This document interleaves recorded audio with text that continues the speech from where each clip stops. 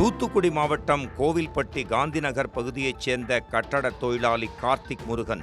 இவரது மனைவி பாலசுந்தரி. இவர் தீப்பெட்டி ஆலையில் பணியாற்றி வருகிறார்.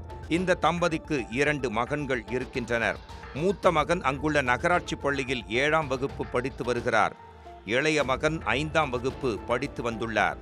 இந்நிலையில் இளைய மகனுக்கு உடல்நிலை சரியில்லை என்பதால் கடந்த சில தினங்களாக பள்ளிக்கு செல்லவில்லை என கூறப்படுகிறது. இதனால் டிசம்பர் 9ஆம் தேதியன்று காலையில் பெற்றோர் வேலைக்கு சென்றுவிட, மூத்த மகன் பள்ளிக்கு சென்றுவிட, இளைய மகன் மட்டும் வீட்டில் தனியாக இருந்திருக்கிறார். வேலையெல்லாம் முடிந்த பிறகு பெற்றோர் வீட்டிற்கு வந்து பார்த்தபோதும் இளைய மகனை காணாததால் அதிர்ச்சி அடைந்திருக்கின்றனர். இதைத் தொடர்ந்து சிறுவனின் பெற்றோர் மற்றும் உறவினர்கள் பல்வேறு இடங்களில் தேடியும் சிறுவன் கிடைக்கவில்லை என்பதால் கோவில்பட்டி காவல் நிலையத்திற்கு தகவல் கொடுத்தனர். விசாரணையை தொடங்கிய போலீசார் அப்பகுதியில் உள்ள சிசிடிவி காட்சிகளை ஆய்வு செய்தபோது சிறுவன் வெளியே சென்றதற்கான எவ்வித சாட்சியும் அதில் இல்லை. இதனால் 3 தனிப்படைகள் அமைத்து போலீசார் விசாரணையை முடுக்கிவிட்டனர். இந்நிலையில் இன்று காலை சிறுவன் பக்கத்து வீட்டு மாடியில் மயங்கிய நிலையில் கிடந்ததாக கூறப்படுகிறது.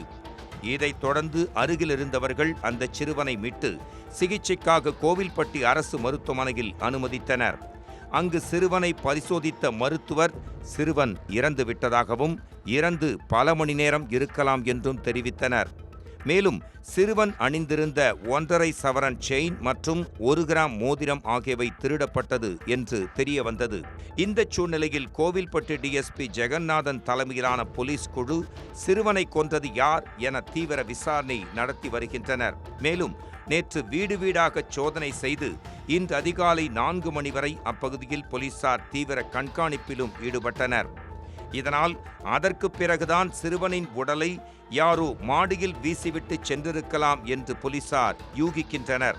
மேலும் சிறுவன் வசித்த வீட்டின் அருகில் உள்ள ஒரு வீட்டில் 24 மணி நேரமும் சட்டவிரோதமாக மது விற்பனை நடைபெற்று வருவதாகவும் கூறப்படுகிறது.